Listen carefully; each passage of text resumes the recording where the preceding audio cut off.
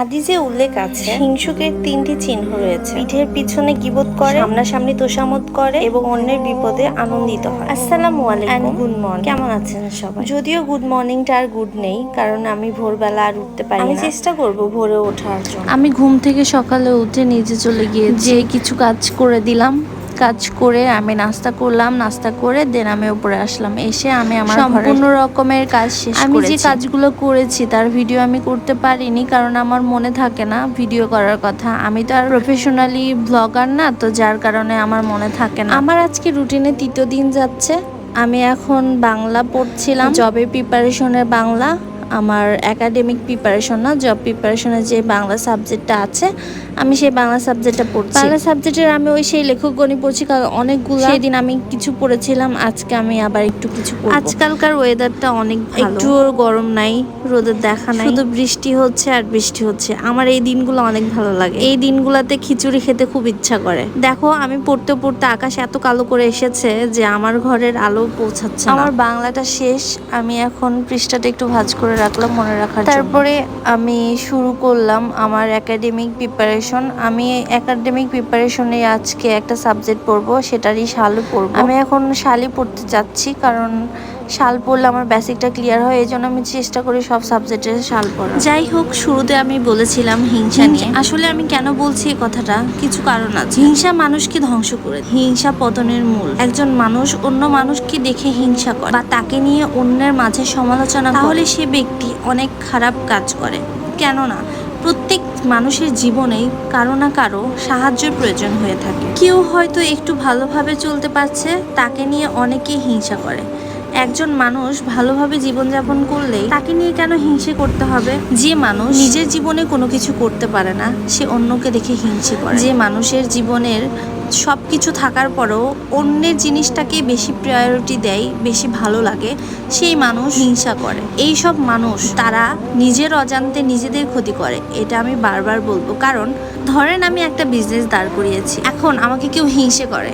এখন দেখা দেখি সেও একই বিজনেস একইভাবেই দাঁড় করিয়েছে, কিন্তু আমি ধৈর্য ধরে কষ্ট করে আমি আমার বুদ্ধি দিয়ে আমি বিজনেসটাকে অনেক বড় করে ফেলেছি, সফলতা পেয়েছি। কিন্তু সে পারে, কারণ তার বুদ্ধি, তার মেধা, তার অ্যাবিলিটি কোনোটাই ছিল না, কারণ সে মানুষকে হিংসে করে অনুকরণ করেছে।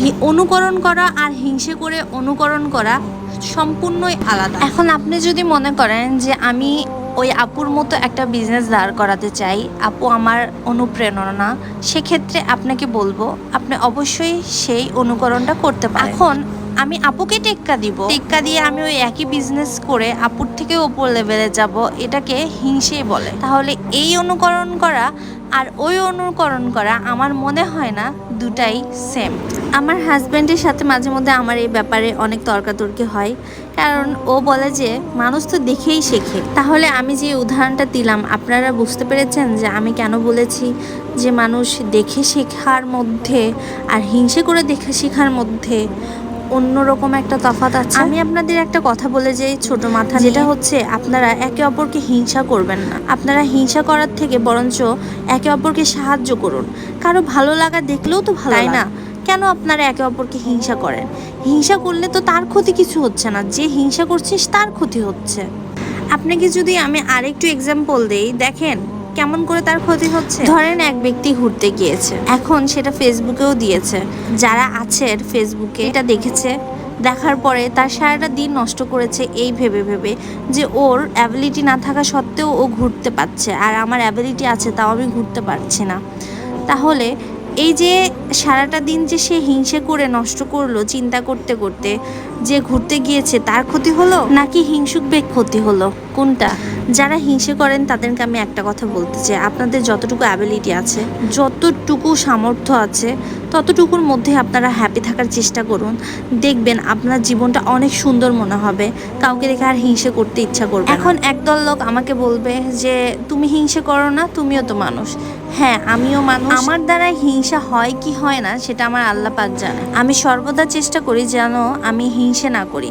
আর আমার হিংসা জিনিসটা একটু কমই আসে, আমার সবকিছুর মধ্যে থেকে ভালো দেখলেই ভালো লাগে। এখন এটা আপনারা বিশ্বাস করবেন কিনা আমি জানি না। আমি আমার জীবনটা নিয়ে অনেক স্যাটিসফাই, কারণ আমার জীবনে যতটুকুই আছে আলহামদুলিল্লাহ আমি সর্বদা আল্লাহর উপর বিশ্বাস করি। আমি চেষ্টা করি আমার দ্বারা যেন কেউ ক্ষতিগ্রস্ত না হয়, কেউ কষ্ট যেন না পায়। আমি সর্বদা আল্লাহর কাছে দোয়া করি। এই অবশেষে আমি এতটুকুই বলতে চাই, কেউ যদি সুখী হতে চাও তবে হিংসা করতে যেও না। যাই হোক, আমি গোসল করে নামাজ পড়ে খাওয়া দাওয়া কমপ্লিট করেছি। কমপ্লিট করে আমি আবার পড়ছিলাম। পড়াটা শেষ করে আমি যাবো আমার টিউশনিতে, আমার প্রায় পড়া শেষের মধ্যে। তার আগে আমি ছাদে যে মাছগুলাকে খেতে দিব।